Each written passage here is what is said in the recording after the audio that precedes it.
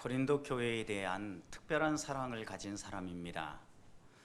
그가 복음을 전하면서 복음으로 낳은 한 사람 한 사람을 자신의 영적 자녀로 생각을 하고 마치 아버지가 자녀를 대하듯 사랑으로 대하며 그들의 여러 가지 필요들을 채우고 또 그들이 가지고 있는 문제들을 하나하나 훈계하며 다듬으며 하나님의 백성으로 건강하게 서도록 인도하고 있지 않습니까? 실수를 할 때 따끔하게 훈계하고 또 믿음의 길을 잘 걸어가고 있을 때는 격려하고 또 모든 사람과 더불어서 하나님의 사랑과 은혜 안에 견고하게 설 수 있도록 한 발 한 발 인도하는 이 바울의 모습을 보면서 다시 한 번 더 우리들도 우리 안에 영적 부모가 있는가, 나를 믿음으로 낳아주고 나를 주께로 가까이 인도해 준 믿음의 선배들, 또 특별히 믿음의 부모가 있는가 다시 한 번 더 우리의 마음속에 돌아보는 시간입니다. 특별히 우리가 우리의 마음을 내놓고 우리의 신앙생활에 여러 고민들이 있을 때 상담할 사람이 있고 영적 아버지처럼 의지할 사람이 있다는 것 정말 큰 행복 아니겠습니까? 그래서 고린도 교회는 그들 안에 문제가 있을 때 자연스럽게 바울에게 편지를 띄웠고 바울은 그 편지에 대한 응답으로 이 고린도서를 쓰고 있는 거 아닙니까? 하나님 앞에서 우리가 이런 좋은 믿음의 관계를 맺는다는 것, 하나님 앞에서 어떻게 살아야 되는가 다시 한번 되돌아보는 시간입니다.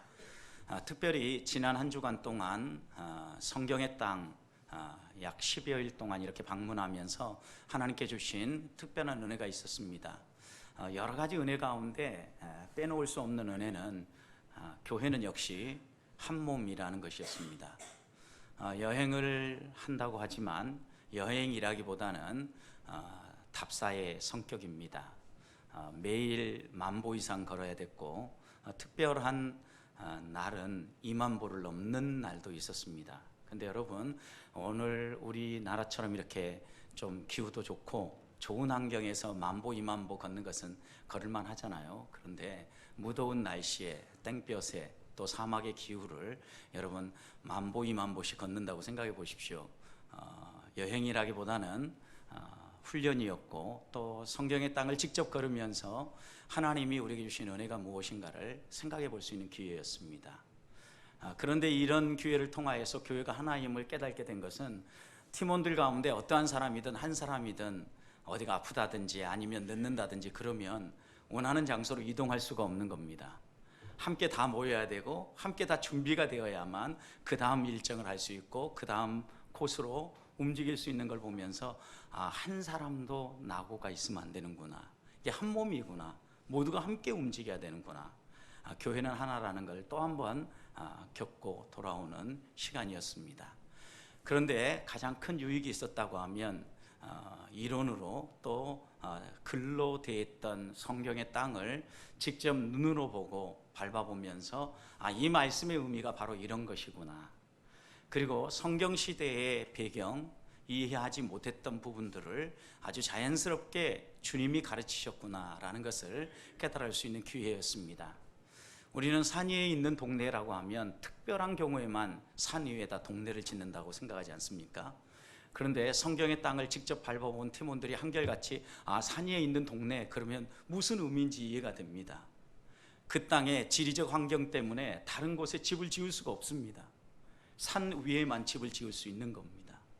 갑자기 쏟아지고 또 품을 수 없는 빗물을 순식간에 거대한 강물처럼 흘러내리기 때문에 밑에 있는 계곡이나 또 아래 지역에다가 집을 짓는 게 아니라 산 위에 이렇게 집을 지을 수밖에 없는 그들의 문화 또 환경들, 그리고 씨앗을 뿌릴 때 왜 옥토에 뿌리지 아니하고 길가와 가시밭과 돌짝밭에 씨앗을 뿌릴 수밖에 없는지, 이런 말씀들이 하나하나 피부에 와닿게 되고 이래서 이 말씀의 의미가 이런 의미구나 하는 것을 자연스럽게 느낄 수 있는 시간이었다는 겁니다. 그런데 무엇보다도 저희가 방문하는 시간이 이스라엘의 유대인들의 대속죄일이 끼어 있는 날이었습니다. 10월 9일 신년이 시작되어지고 그들이 하나님 앞에서 자신들을 돌아보며 회개하며 정결하게 자신을 가꾸는 그런 날이죠. 유대인들은 이날 생명책이 열린다라고 믿는다고 합니다. 그래서 1년에 한 번씩 이 대속죄일마다 생명책이 열리는데 자신의 삶을 돌아보면서 1년을 되돌아보면서 지은 죄들도 회개하고 정결하고 하나님 앞에서 최대한 자신을 깨끗하게 준비해야만 자신의 이름이 생명책에 등재된다고 믿는다는 겁니다. 그래서 그들은 이날은요 아예 4발 달린 차량들 이런 모든 차들을 다 통제합니다. 그래서 저희도 그날은 하루 온종일 그냥 걸었습니다. 2만 보 이상을 이 땡볕에 걷는 거죠. 이렇게 걸으면서 또 하나 우리가 발견한 것은 이들은요 하나님 앞에서 자신들의 죄를 회개하고 고백하기 위해서 금식하면서 이날을 보내는데 심지어는 편한 신발 자체도 포기를 합니다. 그래서 신발을 신지 아니하고 양말을 신고 이날 하루는 그냥 걸어 다닙니다. 하나님 앞에서 스스로 자신을 돌아보며 자기를 부인하는 시간을 갖는 겁니다. 그러면서 하나님 앞에 나아가서 예배하는데 평상시에 예배할 때보다는 보통 3번에서 5번 정도의 그날 예배를 하는데 예루살렘 서쪽 벽 유일하게 남아있는 통곡의 벽이라는 바로 이 통곡의 벽에 가서 하나님을 바라보며 회개하며 또 자신을 되돌아보는 시간을 갖는데 정말 땡볕에 이들이요 성경의 책 가운데 전도서를 쭉 읽으면서 하루 종일 하나님 앞에서 회개하며 금식한다는 겁니다. 저는 그 광경을 보면서 많은 생각을 했습니다. 하나님 앞에서 우리가 진정으로 깨끗해지고 하나님 앞에서 구원받은 하나님의 백성으로 생명책에 우리의 이름이 기록된다는 의미가 무엇인지, 아직도 메시아의 임재를 믿지 못하는 그 유대인들은 자신들의 노력과 열심으로 또 자신들이 성실하게 회개하고 자신의 삶을 다듬음으로 말미암아 이 구원의 은혜를 누리고자 몸부림치고 있는 모습을 보았습니다. 성도 여러분, 우리가 이런 모습을 볼 때마다 다시 한번 우리의 마음속에 새겨지는 것은 우리 하나님께서 예수 그리스도를 통하여서 우리에게 주신 구원이 얼마나 크고 놀라운 복인가를 다시 한번 깨닫게 되는 겁니다. 우리 주님의 이 구원의 놀라운 은혜의 복이 없었다면 우리를 또 여전히 이 길을 걸어갈 수밖에 없었을 텐데, 우리 주님이 2000년 전에 우리에게 오셔서 십자가 위에 죽으시고 부활하시고 또 예수 그리스도를 믿는 사람들마다 구원의 은총을 베풀어 주셨기 때문에 우리가 이 모든 곤란한 일들을 내려놓고 또 스스로 자기를 부인하고 또 힘겹게 살아가는 이런 모든 삶을 내려놓고 은혜 안에서 하나님을 바라보며 한 발 한 발 걸어간다라는 것을 깨닫게 되었습니다. 분명한 유익은 다시 한번 성경의 말씀을 이론이 아니라 눈으로 보고 직접 경험하며 또 우리 주님처럼 생각하고 우리 주님처럼 한번 걸어보고 우리 주님처럼 호흡해 보았다는 것, 큰 유익이었습니다. 함께 간 팀 가운데 70세 이상 되신 분이 5분이나 되는 분이 함께 참여했습니다. 78세 되신 어르신이 2분이나 있었습니다. 이런 모습을 보면서 그분들이 하시는 말씀이 좀 더 젊었을 때 왔으면 하는 이런 얘기를 들었고, 또 이렇게 성질을 답사하는 사람들, 여러 사람들을 보니까 그래도 우리 나라 사람들이 젊은 사람들이고요, 다른 나라의 사람들은 허연 백발이 되어서 성지로 오시는데 마음속에 그런 기도 제목이 생겼습니다. 하나님, 저 백발이 되기 전에 하나님 말씀을 좀 더 읽고 깨달을 때, 한 살이라도 더 젊었을 때 성경의 땅을 받고 성경의 문화를 이해하고 하나님의 말씀을 피부에 와닿게 읽을 수 있도록 우리 보배교회 성도들에게도 은혜를 베풀어 주시옵소서. 여러분 생각해 보십시오. 나이가 다 되어서 이제는 하나님의 부름을 기다릴 때 성경의 땅을 받고 기다리고 또 배우는 것보다는 어떤 마음으로 하나님의 말씀이 기록되어졌고 성경의 땅이 어떻게 우리에게 펼쳐졌는지를 다시 한 번 더 생각할 수만 있다면 한 살이라도 더 젊었을 때 성경의 땅을 우리 성도들이 밟고 또 하나님 말씀을 단순히 평면으로 문자로 읽는 것이 아니라 입체적으로 또 하나님 우리에게 말씀하시는 음성을 들으며 걸었으면 좋겠다라는 이런 소망이 생겼습니다. 성도 여러분, 우리들이 하나님을 믿고 믿음의 길을 걸어간다는 의미가 어디에 있겠습니까? 성경의 땅을 우리가 걷고 역사를 이야기할 때마다 하나님 우리에게 주신 이 진리의 말씀이 단순히 이론이 아니라 상상으로 지어낸 이야기가 아니라 꾸며진 어떤 소설이 아니라 역사 속에 실제했던 이야기며 또한 우리 주님이 우리에게 나타나서 직접 보여주신 수많은 이야기들이 오늘 우리들의 신앙의 근간이 되어지고 있고 또 우리가 그것을 믿음의 토대로 삼고 오늘 이 신앙의 길을 걸어가고 있다는 것입니다. 성경의 땅을 걷는다는 것은 하나님의 시간 속으로 들어가는 것입니다. 우리가 말씀을 대한다는 것 역시 하나님의 시간 속으로 들어가서 하나님의 마음을 가지고 말씀의 세계를 걸어간다는 것입니다. 하루하루 살아가는 동안 우리 성도들이 이런 말씀의 세계 속으로 들어가서 하나님의 시간 속에서 하나님의 마음을 가지고 호흡을 하고 하나님의 마음을 가지고 이 땅을 살아갈 수 있기를 주님의 이름으로 축복합니다. 오늘 바울은 고린도 교회를 향한 특별한 사랑을 여러 가지로 표현하는데 15절 말씀을 보면 하나님의 이미지를 통하여서 그들을 향한 특별한 사랑을 표현하지요. 그리스도 안에서 일만 스승이 있지만 아버지는 많지 아니하다. 스승과 아버지라는 이 이미지를 통하여서 고린도 교회를 향한 자신의 사랑이 특별한 사랑임을 이야기하고 있죠. 스승은 많이 있다는 겁니다. 일만 스승이 있다는 거죠. 그러나 아버지는 많지 않다. 아버지는 적다는 것입니다. 여기에 스승은 단순히 가르쳐 주시는 스승을 이야기하는 것이 아니라 그 당시에 자녀들을 양육하도록 아버지가 위임한 어떤 후견인 같은 이런 존재를 이야기를 합니다. 해에서 조금만 생각을 해보면 자녀들을 유학 보낼 때 어린 아이의 자녀들을 유학 보내는데 부모가 그곳에 함께 있지 못하면 반드시 그 자녀를 돌아보아 줄 가디언을 붙이거든요. 바로 이 본문에 표현되어지고 있는 이 일만 스승이라고 얘기할 때 이 스승이 바로 이런 가디언과 같은 존재입니다.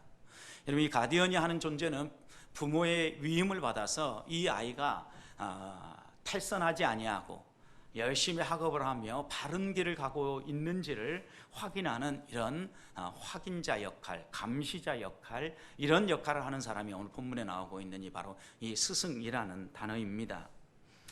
그리스 헬라 문화에서 이런 역할을 하는 후견인들은 자녀의 인격을 형성하는 데 매우 중요한 역할을 했다고 합니다. 그래서 부모는 믿을 만한 사람을 선택했고 이 믿을 만한 사람을 택하여서 이 자녀를 맡겼던 거죠. 그런데 바울은 이 고린도 교회 성도들을 향하여서 이런 선생들은, 이런 후견인들은 정말 많이 있다.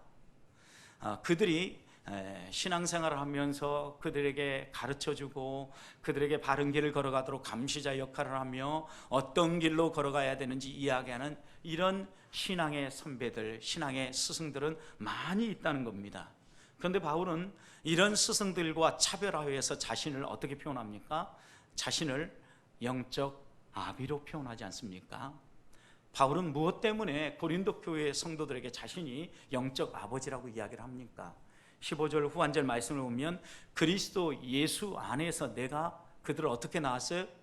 복음으로 낳았다라는 겁니다. 그들에게 생명의 복음을 전하고 그 생명의 복음을 그들이 받아들임으로 말미암아 영적인 새 생명이 태어나고 믿음의 첫 발을 내딛게 된 것이죠. 그런 의미에서 그들에게 복음을 전하고 그들을 양육하고 그들을 길러내는 부모의 마음, 또 그렇게 낳았기 때문에 나는 너희들에게 이런 영적 아비의 심정을 가지고 이야기한다 라고 이야기하지 않습니까? 성도 여러분, 아무리 좋은 후견인, 아무리 좋은 선생도 아버지 부모와는 비교할 수 없습니다. 오늘 우리들이 많이 경험하지 않습니까? 아무리 좋은 것을 많이 사주는 이모도요, 엄마가 나타나면요 마다하고 아이들은 떠나갑니다. 아무리 할머니 할아버지가요 좋고 모든 응석을 다 받아줘도요 아버지가 나타나고 어머니가 나타나잖아요. 그럼 아이는 뒤도 돌아보지 않고 엄마 아빠한테 갑니다. 부모를 대신할 존재는 없다라는 거예요. 바울은 이렇게 고린도 교회에 대해서 너희들이 좋아하고 너희들이 정말 이런 점에서 나는 이 사람이 나의 정말 좋은 스승이다 라고 이야기하는 사람들이 많이 있지만 나는 그런 너희들이 좋아하는 스승 전도가 아니라 나는 너희를 복음으로 낳은 영적 아비다 라고 이야기를 하고 있는 겁니다.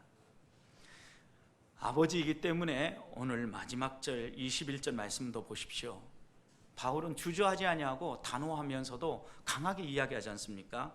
너희가 무엇을 원하느냐? 내가 너희에게 나아갈 때 매를 가지고 가기를 원하느냐? 아니면 사랑과 온유한 마음을 가지고 가기 원하느냐? 여러분, 이런 말들을 서슴없이 할 수 있다는 게 무엇입니까? 바울은 고린도 교회의 영적 아버지라고 생각했기 때문에 그들이 곁길로 가고 고치지 않고 계속해서 잘못된 길로 걸어가고 있을 때 그들을 향하여서 주저하지 아니하고 내가 너희를 만날 때 매를 가지고 왔으면 좋겠느냐 아니면 사랑과 온유한 마음으로 갔으면 좋겠느냐 묻고 있는 겁니다. 엄밀하게 표현하면 이 말씀은 5장 1절부터 이어지는 고린도 교회 안에 있는 아주 입에 담지 못할 일 때문이기도 합니다. 그들 가운데 음행하는 일들이 있는데 그들이 음행하는 일들이 평범한 음행 정도가 아니라 어머니와 함께 동침하는 자녀가 있는 거죠. 여러분, 이런 일들이 그들 안에 있는 걸 보면서 입에 담지 못할 이런 음행의 일들에 대해서 경고를 하고 있는 겁니다. 내가 너희들에게 매를 들고 가야 되겠느냐 아니면 사랑과 온유한 마음을 가지고 가야 되겠느냐. 지금 너희 안에 있는 수많은 문제들에 대해서 내가 이야기를 듣고 보니까 너희들에게 내가 지금 경고한다. 매를 들고 가기 전에, 내가 도착하기 전에 미리 고쳐라. 미리 바로 생각하고 바로 행동해라 라고 바울은 은근히 그들을 향하여서 권면하고 있는 겁니다. 사랑하는 성도 여러분, 우리들에게도 이런 영적 나비가 있습니까? 우리가 신앙생활하면서 우리의 신앙을 위해서 단순히 이게 옳은 길입니다, 이 길로 가십시오라고 이야기하는 정도가 아니라 내 영혼을 위하여서, 내가 건강한 신앙생활을 위해서 내 영혼을 품고 함께 기도할 뿐만 아니라 곁길로 걸어갈 때 이렇게 바울처럼 단호한 어조로 훈계하고 또 채찍질하는 그런 사람이 있느냐는 거죠. 저는 우리 성도들이 이런 영적 아비를 하나님의 은혜 가운데서 소홀히 여기지 아니하고 걸어갈 수 있기를 원합니다. 내게 복음을 전해주고 내 영혼이 건강하게 성장하도록 포기하지 아니하고 지속적으로 관심을 가지고 후원 기도를 하며 말씀을 가르쳐주며 우리를 이끌어주는 믿음의 선배들, 바로 그분들이 우리들을 정말 위하고 우리를 위해서 마치 자신이 결산할 것처럼 하나님 앞에서 한 발 한 발 우리를 위해서 기도하는 사람들 아니겠습니까? 내게 이런 영적 아비가 누구인가 다시 한번 돌아보고 내가 이런 영적 아비를 소홀히 여기지 아니할 뿐만 아니라 나도 내가 만난 이 주님을 바울과 같은 심정으로 복음으로 그들을 낳으며 한 사람 한 사람을 영적 아비로 길러내는 우리 성도들이 될 수 있기를 주님의 이름으로 축복합니다. 그런데 영적 아비로 이렇게 바울이 훈계하는 것은 우리의 신앙생활은 단순히 생각만으로 충분하지 않기 때문입니다. 복음은 반드시 그에 합당한 행동을 요구한다는 말씀입니다. 바울이 권면하는 내용의 핵심이 무엇입니까? 14절을 보십시오. 내가 너희를 부끄럽게 하려고 이런 얘기를 하는 게 아니다라고 이야기합니다. 그들을 부끄럽게 하려는 게 아닙니다. 꾸짖고 적개심을 갖게 만들고 그들로 하여금 창피함을 주려고 하는 게 아니라는 겁니다. 그러면 무엇 때문입니까? 이것을 쓰는 것은 부끄럽게 하려는 것이 아니라 오직 너희를 내 사랑하는 자녀같이 뭐 하려는 거예요? 권하려는 것이다 라고 얘기합니다. 여기에 권한다라는 의미는 충고한다, 훈계한다, 권면한다 그런 의미입니다. 잘못된 삶을 바로잡아서 바르게 살아갈 수 있도록 이끌어주는 것, 이것을 권한다라고 이야기를 하는 겁니다. 여러분 생각해 보십시오. 우리들도 어린 시절에 이렇게 부모가 우리를 권하는 여러 가지 방법들을 알고 있지 않습니까? 저도 지금도 제 생각나는 건 어렸을 때 소변을 가려야 되는데 가리지 못했을 때 여러분 어떻습니까? 마땅히 소변을 가려야 되는데 아침에 일어나 보니까 이불에 지도가 그려져 있습니다. 그럼 부모가 어떻게 합니까? 예전에 우리 부모는 머리에 키를 쓰고 옆집에 가서 뭐 얻어오라 그래요? 소금 얻어오라고 합니다. 여러분 오줌 싼 것과 소금 얻어온 것과 무슨 상관이 있습니까? 갑자기 소금을 얻어오고 나면 밤에 소변 보던 이 야뇨증이 사라집니까? 특별한 효험이 있습니까? 그건 아니죠, 여러분. 그러면 부모가 이런 일들을 시킬 때 무엇 때문에 시키는 겁니까? 아이에게 야, 얘는 나이가 되었어도 소변도 못 가리는 바보스러운 아이다라는 것은 동네방네 소문 내려고 하는 겁니까? 아니죠. 아이에게 충격요법을 줘서라도 이 아이가 소변을 가릴 수 있도록 훈계하는 거죠. 여러분, 이런 교정의 목적을 가지고 권하는 것, 권면하는 것, 이것을 오늘 본문에 바울은 아버지가 자녀를 사랑하는 마음으로 권하는 것이다 라고 표현하고 있는 겁니다. 16절 말씀을 보십시오. 바울은 이렇게 권해서 결국 이들을 어디로 데려가려고 하냐면 자기와 같은 믿음의 사람을 길러내는 거예요. 16절 뭐라고 얘기했습니까? 그러므로 내가 너희를 권하노니 너희는 나를 어떤 사람이 되어라? 본받는 사람이 되어라. 바울은 당당했어요. 자신이 있었어요. 하나님을 사랑하고 하나님의 말씀대로 살아가려고 하는 마음에 열정이 있었기 때문에 누구를 향하여서도 자신을 본받는 사람이 되어라 라고 당당하게 말하고 있는 겁니다. 그리고 이것이 말로 끝나지 않습니다. 17절 보십시오.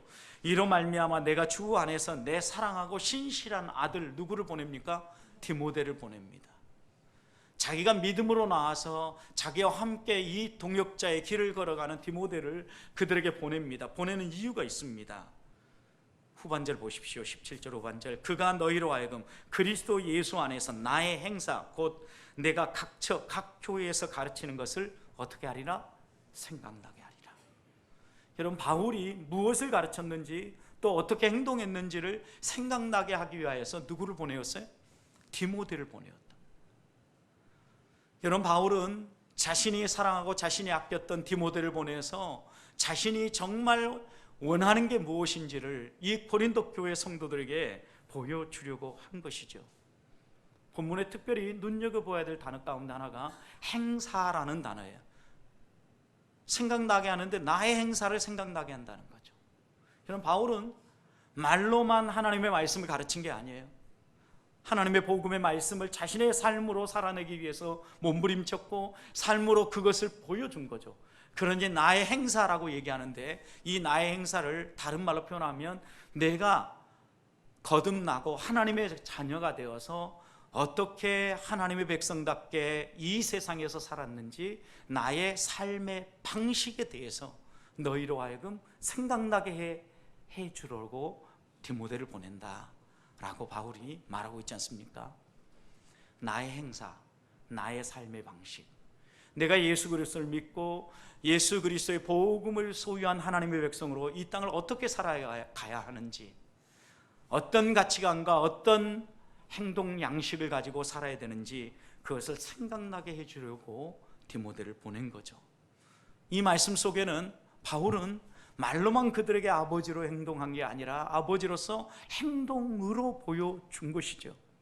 말로만 가르친 게 아니라 삶으로 보여주며 가르친 겁니다.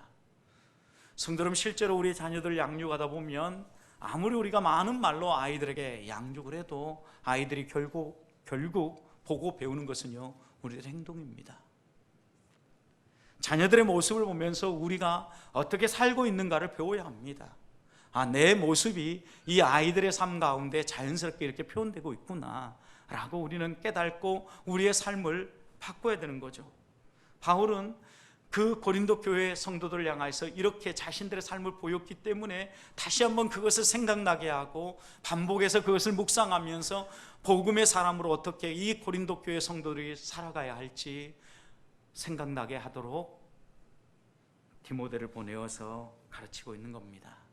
사랑하는 성도 여러분, 우리가 믿고 붙잡고 따라가는 신앙생활은요, 단순히 이론이 아닙니다. 하나님의 말씀은 우리의 삶을 변화시키는 힘입니다. 우리의 마음 편하기 위해서 또 복받아서 좀 더 이 세상에서 잘 살려고 예수 믿는 게 아닙니다. 여러분, 그런 거 하려고 하면 세상에 가서 경제를 배우십시오. 어떻게 하면 돈을 더 잘 벌 수 있는지 그런 철학에 대해서 열심히 배우십시오. 잘못 찾아오신 겁니다. 많은 사람들이 교회에 와서 마음 편하고 복 받으려고 합니다. 여러분, 잘못된 신앙관을 가지고 있는 겁니다. 부수적으로 얻어지는 것들을 마치 본질인 것처럼 착각하고 있는 겁니다. 하나님이 우리를 부르신 것은 하나님의 자녀답게 하나님의 백성의 삶의 양식을 가지고 이 땅을 살아가라고 우리를 부르신 거예요. 복음을 우리가 들었습니다. 복음을 듣고 보니까 내가 누구인가가 깨달아졌습니다. 회개가 되어집니다. 예수님을 내 개인의 구주로 영접합니다. 거듭남의 역사가 일어납니다. 내 안에 성령이 들어오십니다. 내가 하나님을 믿고 의지하며 따라가게 됩니다. 여러분, 내 안에 성령을 모시고 살아가는 하나님의 영이 거하는 성전, 성령이 머무시는 곳, 이 거룩한 성전으로 우리가 살아가고 있는지 우리를 돌아보는 거죠.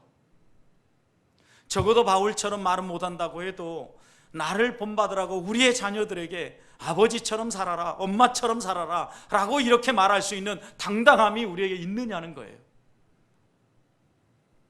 다른 사람을 내려놓고라도 자녀들에게 당당하게 적어도 이것만큼은, 이 신앙생활만큼은, 이 말씀을 읽고 기도하며 하나님의 말씀대로 걸어가는 나의 이 모습만큼은 너가 좀 본받고 따라왔으면 좋겠다. 엄마 아빠가 너에게 남겨줄 유일한 유산이다. 이렇게 이야기할 수 있느냐는 거예요. 성도 여러분, 이제도 늦지 않았습니다. 신앙생활에서의 깨달음은 깨달음으로 끝이 아닙니다. 좋은 생각을 품는 것으로 충분하지 않다는 것입니다. 깨달은 대로 한 주간 생활하면서 내 삶을 하나하나 바꿔간다고 하면 앞으로도 많은 날들 동안 우리의 삶은 얼마든지 변화될 수 있습니다. 걸어 다니는 우리의 모습을 통하여서, 우리의 인격을 통하여서, 우리의 언어를 통하여서 예수 그리스도의 향기가 묻어나지 않겠습니까? 죽음의 냄새가 아니라 생명의 향기가 묻어나는 싱그러움. 여러분, 정말 이슬을 머금고 있고 파릇파릇하게 돋아나는 들녘을 여러분 아침녘, 동틀 무렵 걸어보십시오. 생명의 기운이, 이 생생한 기운이 느껴지지 않습니까? 성도 여러분, 여러분들이 걸어가면 여러분이 머무는 자리에, 여러분이 만나는 사람에게 이런 싱그러움이 전해집니까? 우리의 삶이 하나님이 원하시는 삶이 이런 삶이라는 것을 잊지 않아야 합니다. 우리의 인격이 다듬어지고 예수 그리스도를 닮은 언어와 행동이 묻어나므로 우리를 통하여서 정말 바울과 같이 아버지의 마음을 가지고 믿음의 길을 걸어가면서 우리의 믿음의 후배들, 또 우리가 복음을 전하여서 영적으로 낳은 자녀들 이렇게 길러내며 하나님 나라를 함께 걸어가는 주의 자녀들이 되시기를 축복합니다. 마지막입니다. 오늘 18절 19절 말씀을 보면 이렇게 바울이 전함에도 불구하고 바울의 마음을 오해하고 곡해하는 사람들이 고린도 교회 안에 있었습니다. 야, 바울이 아무리 그렇게 편지 써도 너희에게 오지 않을 거야. 너희에게 아무리 뭐라고 얘기했어도 이제 바울은 떠났어, 끝이야 라고 얘기하면서 스스로 교만하여서 자신들의 가르침을 드러내고 자신들의 화려한 화술을 가지고 고린도 교회 성도들을 이끌어가는 그런 사람들이 있었다는 것입니다. 그런 그들을 향하여서 19절 바울이 뭐라고 얘기합니까? 주께서 가시면 내가 너희에게 어떻게 간다고요? 속히 나아가서 그 교만한 사람들, 스스로 자신들이 주장하는 이야기들이 옳다고 얘기하면서 교만하게 행동하는 그들이 하는 말, 그 말이 옳은지 그른지 그들의 말을 확인하는 게 아니라 그들이 정말 그 말대로 살아가는지, 그 말에 능력이 있는지 내가 확인하기 원한다. 가서 그것 꼭 알아볼 것이다. 그리고 이것을 하기 전에 내가 먼저 이걸 확인하도록 디모데를 보낸다 라고 이야기하고 있지 않습니까? 성도 여러분, 바울은 분명히 지금 이야기하고 있는 겁니다. 신앙생활은 단순히 이론이 아니고 말이 아니라는 것, 하나님 안에서 복음으로 낳은 그 자녀들을 향하여서 그들의 삶이 어떻게 바뀌어야 될 것인가에 대해서 단호하게 지금 이야기하고 있는 겁니다. 성도의 삶은 말이 아니라 행동으로 증명된다는 말씀입니다. 진리는 단순히 듣기 좋은 강연 정도가 아닙니다. 사람들의 마음을 시원케 해주는 좋은 연설 한마디가 아닙니다. 여러분, 사람을 변화시키는 능력의 말씀입니다. 신앙은 우리의 내면 안으로 들어와서 그 말씀이 우리의 내면부터 변화시켜서 우리의 겉모습까지 바꾸는 것입니다. 그러니 우리가 예수 그리스도를 믿는다라고 이야기하면서 5년, 10년을 믿었는데도, 10년, 20년을 믿었는데도 과거 내 모습이 그대로 남아있다. 그리고 기질은 안 바뀐다, 성품은 안 바뀐다, 이 말을 위안 삼고 살고 있습니까? 속고 있는 것입니다. 사단의 유혹에 넘어가고 있는 겁니다.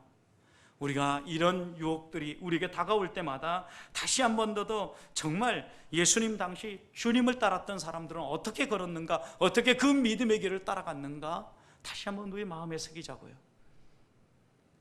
성경의 땅을 걸으면서 또 한 번 생각했던 것은 예수님 당시에 예수 그리스도를 믿는 게 오늘 우리가 살아가는 시대에 못지않게 정말 예수 믿기 어려운 시대였다라는 겁니다. 모든 걸 내려놓고 쉽게 주님 부르시면 그냥 따라갈 수 있는 이런 환경이 아니었습니다. 예수님을 믿는다라고 하면 수많은 혜택들을 내려놓아야 됐고, 어떻게 보면 불이익을 기꺼이 감수하는 겁니다. 자신의 생명까지 담보하고 가는 길입니다. 끝까지 믿음의 길을 걸으며 지킨다라는 것, 평생 이렇게 어떻게 보면 손해보면서 고통당하면서 불이익을 당하면서 살겠다는 다짐의 길이기도 했습니다. 거의 마지막 날에 해당되어지는 베드로 통곡교에 가면서 한번 마음속에 또다시 생각한 부분이 있습니다. 주님의 십자가 마지막 빌라도 법정에서 사형 언도를 받으면서 대기하며 갇혀 있었던 구덩이, 그곳을 이제는 사람이 들어갈 수 있도록, 예배할 수 있도록 공간을 만들어 놓았는데, 그곳에서 다시 한번 주의 말씀을 묵상하면서 이런 곳에 홀로 갇혀 있었을 주님의 마음이 어떠했을까? 정말 한 사람 정도만 들어갈 수 있는 이런 동굴한 구멍을 뚫어서 그곳에서 예수님이 머물도록 달아 내려놓았을 때, 주님은 마지막 십자가 달리기 전에 무엇을 기도하고 계셨을까? 끝까지 부인하고 또 자신을 저주까지 했던 그 베드로가 깨닫도록, 회개하도록 하나님 앞에서 기도하고 있지 않았을까?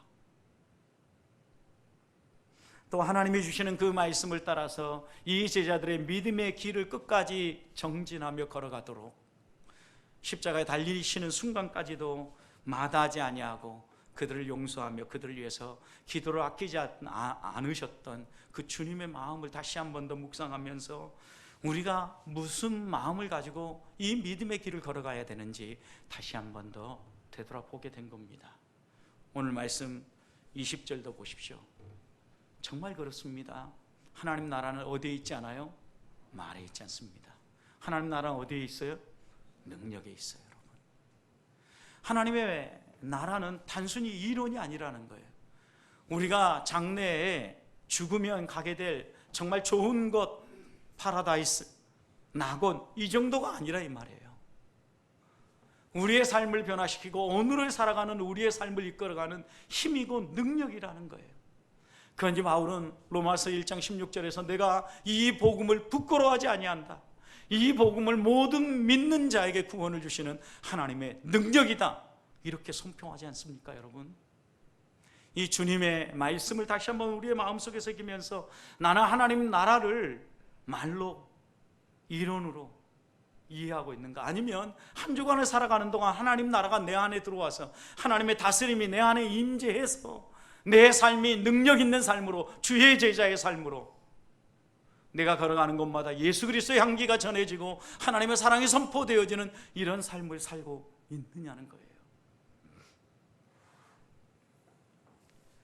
사랑하는 성도 여러분, 우리가 살아가는 이 세상의 모든 문제는 복음 안에서 풀리게 되어 있습니다. 주님을 만나고 복음의 능력을 맛보면 변화되게 되어 있습니다. 복음에는 능력이 있기 때문입니다. 한 주간 복음으로 낳은 고린도 교회를 향해서 간절한 마음으로 권하는 바울의 이 마음을 품어보십시다.